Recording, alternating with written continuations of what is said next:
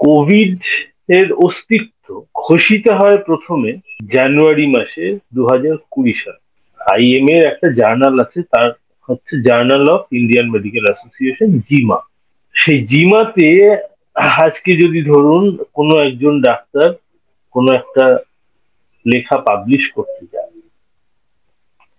Standard waiting period হচ্ছে তার 2.5 থেকে 3 বছর। ইউরোপে ওই ইউরো সার্ভেইলেন্স বলে পত্রিকাটিতে এই গবেষণাপত্র, ক্রিশ্চিয়ান ড্রস্টেনের গবেষণাপত্র পাবলিশড হয়ে যায় 24 ঘন্টার ব্যবধানে।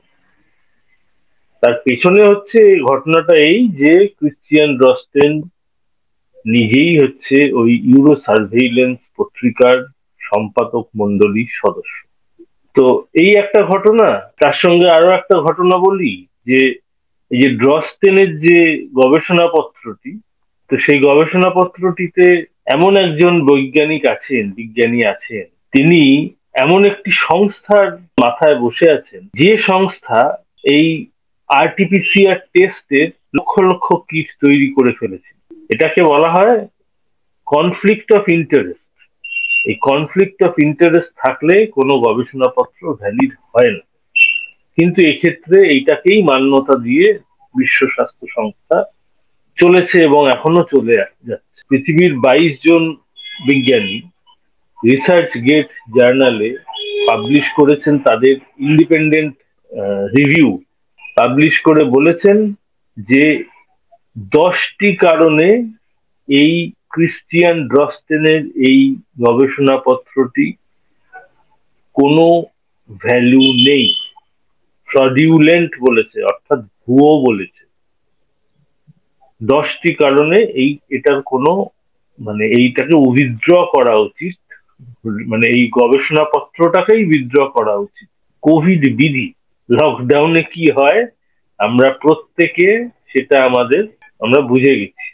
আমাদের অধিকারের প্রশ্নে, আমাদের রুজি রোজগারের প্রশ্নে আমরা বুঝে গেছি যে লকডাউনে কি হয়। ধরুন মাস্ক পরা, এটা একটা ফানেলের মতন কাজ করে আমাদের সামনে। তো এই যে ফানেলের মতন কাজ করে, তার মানে হচ্ছে যতটা আমি নিঃশ্বাস ছাড়ছি ততটা পুরোটা বেরিয়ে যাচ্ছে না। এটা আবার কিছুটা আমার নাকের সামনে জমে থাকছে। তো মাস্কটা যখন আমার সামনে এরকম ভাবে আমার নাকের সামনে যখন আছে এইভাবে, তখন আমি যতটা শ্বাস ছাড়ছি সবটা অবশ্যই বেরোচ্ছে না, এবং সেটা কিছুটা সামনে জমে থাকছে। তো জমে থাকছে যে তার মধ্যে কার্বন ডাই অক্সাইড অনেক বেশি আছে। কার্বন ডাই অক্সাইড নিলে বেশি কি হয়, রক্ত জমাট বাঁধে বেশি, একদম। তাকে বলে থ্রম্বোসিস। থ্রম্বোসিস হওয়ার চান্স থাকে বেশি। থ্রম্বোসিস হলে কি হয়, আর হার্ট অ্যাটাক যাকে বলে, হার্ট স্ট্রোক, ব্রেন স্ট্রোক, এগুলো হয়। তো আপনি বুঝে নিন যে আপনার মাস্ক পরে আপনার কি ক্ষতি হচ্ছে কি হচ্ছে না। আরেকটা কোভিড বিধি, সোশ্যাল ডিস্টেন্স, চাইছে যে মানুষে মানুষে সোশ্যাল ডিস্টেন্স তৈরি হোক, মানুষে মানুষে মুখ দেখা দেখি বন্ধ হোক, বিভিন্ন ভাবে আর কি মানুষের সঙ্গে মানুষের একটা তফাৎ তৈরি হয়ে যাক, ইউনাইটেড যাতে না থাকে। সবশেষে বলি ভ্যাকসিন। প্রথম কথা হচ্ছে যে এটা ভ্যাকসিনই নয়। ডাব্লিউএইচওর যে সাইট আছে, ওয়েবসাইট আছে, সেই ওয়েবসাইটে গেলে এখনো আপনারা দেখতে পাবেন যে এই সমস্ত যে কটা ভ্যাকসিন এখন লাইসেন্স দেওয়া আছে, সব কটা ভ্যাকসিনের লেখা আছে emergency authorisation licence, emergency use licence. হ্যাঁ, ইইউএল বা ইইউএ এই কথাটা লেখা আছে। তা এমার্জেন্সি ইউজ সেটা দেওয়া হয়েছে ফর ক্লিনিক্যাল ট্রায়াল। তো ক্লিনিক্যাল ট্রায়ালের যদি এমার্জেন্সি ইউজের অথরাইজেশন দেওয়া থাকে, তার মানে এটা এখনো ভ্যাকসিন হিসেবে স্বীকৃতি পায়নি। সহজ কথা, তার মানে ক্যান্ডিডেট ভ্যাকসিন। ক্যান্ডিডেট ভ্যাকসিনই যদি হয়, তার মানে এর ট্রায়াল চলছে। ট্রায়াল চলার কিছু নিয়ম নীতি আছে, সেগুলো বিশ্ব স্বাস্থ্য সংস্থারই তৈরি করা নিয়ম নীতি। সেই নিয়ম নীতিগুলো যা আছে, সেই নিয়ম নীতি একটিও মানা হচ্ছে না। ব্রিটিশ মেডিকেল জার্নালে পিটার দোষী, তিনি এটা নিয়ে প্রতিবাদ করে লিখেছেন যে কোন রকম নিয়ম নীতি না মেনে ট্রায়ালের একটা প্রহসন চলছে।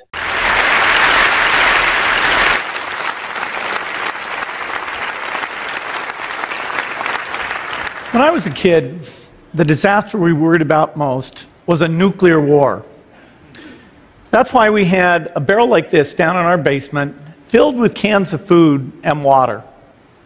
When the nuclear attack came, we were supposed to go downstairs, hunker down, and eat out of that barrel. Today, the greatest risk of global catastrophe doesn't look like this. Instead, it looks like this.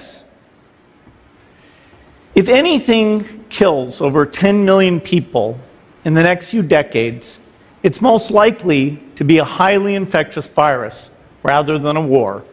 আজকেই আমাকে একজন একেবারে ফুটপাতে এই বিতর্কটা হচ্ছে, সেই বিতর্কে বলছে আপনারা মশাই বিজ্ঞান মানেন না, আপনারা যা বলছেন সেটা তো মানুষকে ধ্বংসের কথা বলছেন।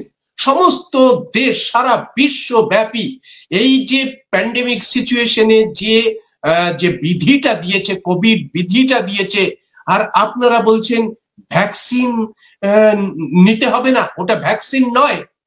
আপনারা বলছেন মাস্ক পরতে হবে না, মাস্ক পরলে আরো ফুসফুসের ক্ষতি হয়। আপনারা মশাই বিজ্ঞান মানছেন না।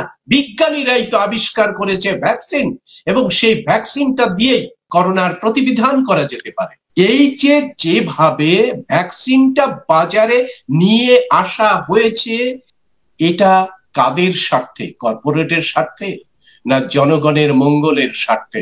হীরক রাজার দেশে সেখানে একটা মগজ ধোলাইয়ের একটা দৃশ্য ছিল, যে মানুষকে এমন মগজ ধোলাই করা হয়েছে যে তারা হীরক রাজার ধন্য ধন্য করছেন এবং পড়াশোনার কোনো দরকার নেই বলে পাঠশালা বন্ধ তারা করে দিয়েছেন। এই মগজ ধোলাইয়ের ব্যাপারটা সে চার্লি চ্যাপলিন আগেও দেখিয়েছিলেন তার মডার্ন টাইমস সিনেমার মধ্যে। মগজ ধোলাই ব্যাপারটা আছে, সেই মগজ ধোলাইটা সুচারুরূপে এটা করা হয়েছে। আজকে মানে যতবারই সেই মানে বলাই হোক না কেন সত্যিটা, সেই সত্যিটা শুনবে না, আমার আপনার কাছ থেকে কেউ শুনবে না, কেউ জানবারও চেষ্টা করবেন না। কারণ মিডিয়া যেভাবে প্রচার করেছে তাতে মনে হচ্ছে যেন হ্যাঁ আপনি তো বিজ্ঞান বিরোধী। এখন তাকে যদি বলা হয় কি বিজ্ঞান কাকে বলে, বিজ্ঞান কি জিনিস, সেটা তো তিনি বুঝবেন না। খবরের কাগজে যেটা বলা হচ্ছে, তো আমি সেটা থেকে কয়েকটা কথা আমি এখানে একটু অবতারণা করতে চাইছি। অনেকেই হয়তো জানেন যে আগে সেই গ্যালিলিওর সময়, ব্রুনোর সময় যেরকম ছিল চার্চ কন্ট্রোল করতো, এখন মুষ্টিময় কিছু মানুষ নিয়ন্ত্রণ করে। তো আমি তাদের বলেছিলাম যে জুডি মিকোভিচ কেন চাকরিটা ছেড়ে দিলেন, কেন তিনি এই জিনিসটা তৈরি করতে থেকে বিরত হলেন এবং কেন তাকে অ্যারেস্ট করা হলো, তিনি তার কন্ট্রিবিউশন কি। তখন বললেন জুডি মিকোভিচকে তারা কনস্পিরেটর বললেন, এরকম ব্যাপার আর কি। তো এইবার